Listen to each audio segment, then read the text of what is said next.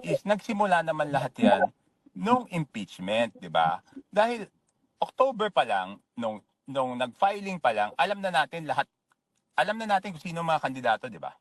So noon pa lang, Opo. nagtatakbo na kami ng surveys. October, November, December, January, February. So every month may survey tayo. So nakita Mm. natin na right after final yung impeachment against VP Sara, which hindi ako pabor. Liliwanagin ko, hindi ako pumirma po dyan dahil hindi ako pabor doon sa impeachment. Nakita mo na nag-solidify yung Mindanao.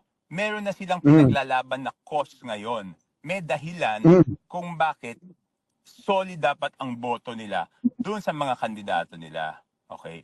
So nagkaroon ng solid vote. Instead na kung walang impeachment, pipiliin nila, ito gusto ko to sa kabila, gusto ko to dito. 'Di ba normally ganyan naman talaga yung mga tao, hindi naman sila nagboboto ng solid eh.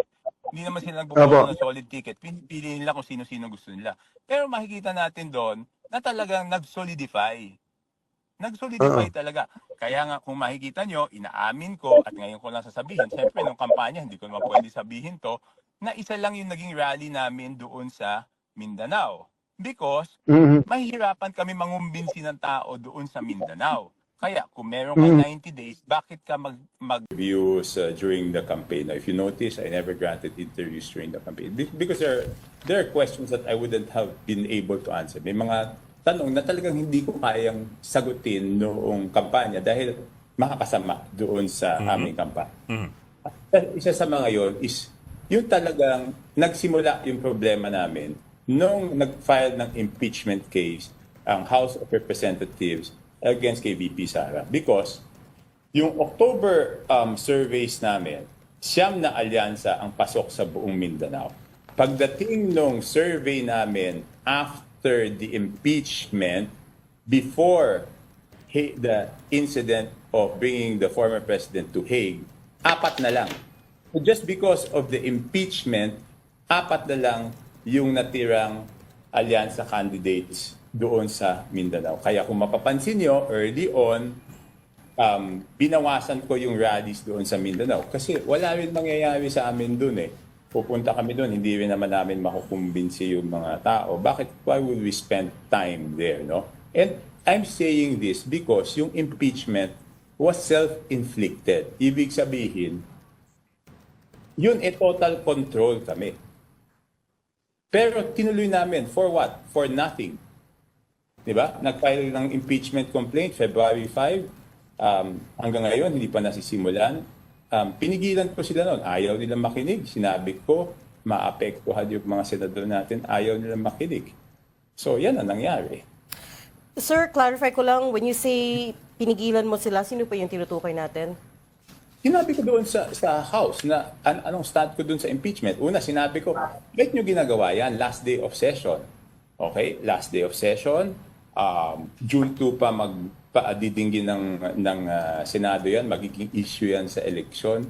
So, kaya hindi ako pumirma. Tinuloy nila. O yan ang naging epekto. Tapos nasundan pa nung sa Hague. No? So, anong nangyari doon sa isip ng tao? Ang nangyayari sa isip ng tao, masyado nating pinupunterya, di ba? Masyado nilang pinupunterya. Ibig sabihin, una, yung anak, in-impeach mo. Tapos, yung tatay na padala sa Hague. Natuklasan na yung aking duda nung unang-una pa lang, kung bakit nila pinipilit yung impeachment na yan, ay tama. And it was because of the conditional release. Sir, could you continue that? Conditional release ng... Di ba, okay. Di ba saan ba nagsimula yung problema ng administrasyon? Nagsimula yung problema ng administrasyon nung hindi nila sinunod yung budget ng Pangulo. Ang Okay. nangyari, hindi nila sinunod, ang dami-dami lang ginalaw. Later on, nagpasa sila ng budget na ayaw ng Pangulo. Okay? Ngayon, because of lack of time, hindi na veto lahat ng mga hindi dapat na item na handon. Di ba? So, ang ginawa ng executive is, di ba nagkaroon ng sinabi, conditional release. We will Yes, sir. review That one. all the line items. So, ano nangyari? May na-hold. Okay?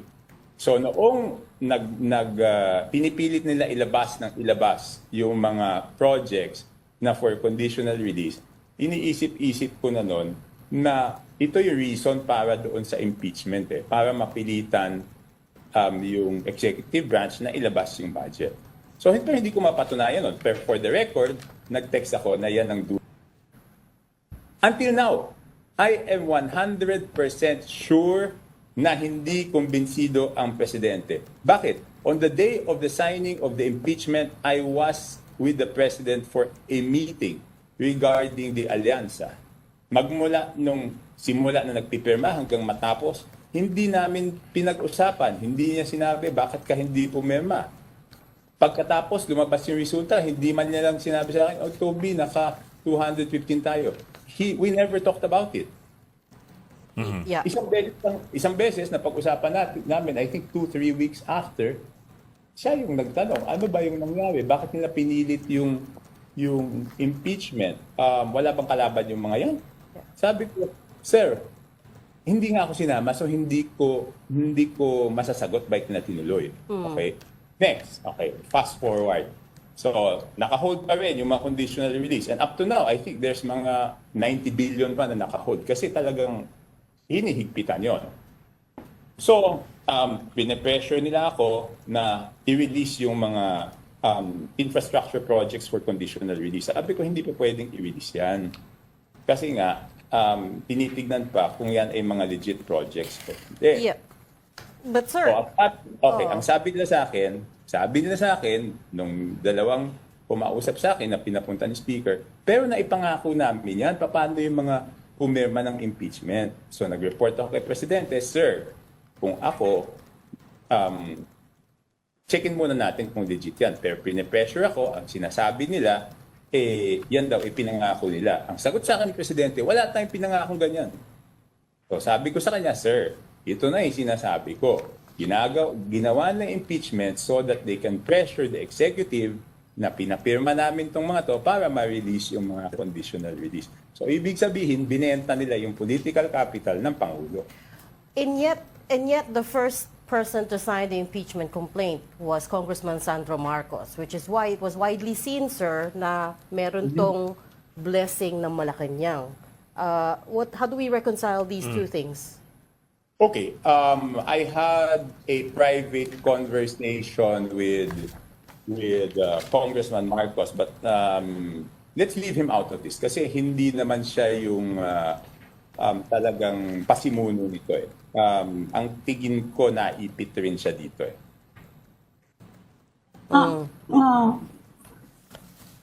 Sir, could you at least qualify that? What do you mean by Ng impeachment, sa tingin ko na Ang sabi sa... dito. You're saying Candidates themselves were fighting for survival. Di ba? There is a negative sentiment. Ikaw tumatakbo ka. Will you take the risk?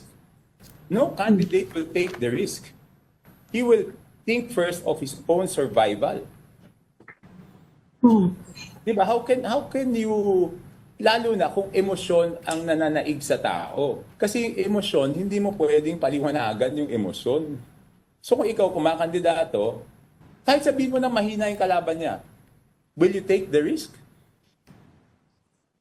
Yung impact, isa pa sir na ano, Doon sa national budget, ang sinasabi ko, ang problema ko doon sa national budget is, yun na naman, wala namang kasalanan ng presidente doon later on, nung napunta sa kanya, pati siya nagkaroon ng hit yung political capital niya, di ba? At syempre, pag nagkaroon yung hit ng political capital ng presidente, pati yung endorsing power ng presidente, magkakaroon ng hit, di ba? That's the natural consequence. Pero, tignan natin yung Mindanao kasi. Yung Mindanao, talagang nagkaroon sila ng unifying factor doon, magmula nung final yung and kindness. You know, he's a very gentle creature, di ba? So when you say that they used up his political capital, It's his gentleness, his kindness. oo. So sir, when you say they used up the president's political capital, the natural next question there is why didn't he do something about it? Right? Why didn't the people around him do something about it if they But can he did, already di see ba? this is going on? it is a supermajority to begin with anyway. Yan ang ginawa niya, di ba? Hanggang ngayon, hindi naman pa rin i-release yung insertion, yung conditional, yung congressional insertion eh. Okay, out of the 209 billion na inserted by the House, ang nare-release lang is over 100 million. So may 90 billion pa doon na nakahold. So he exercised his executive power.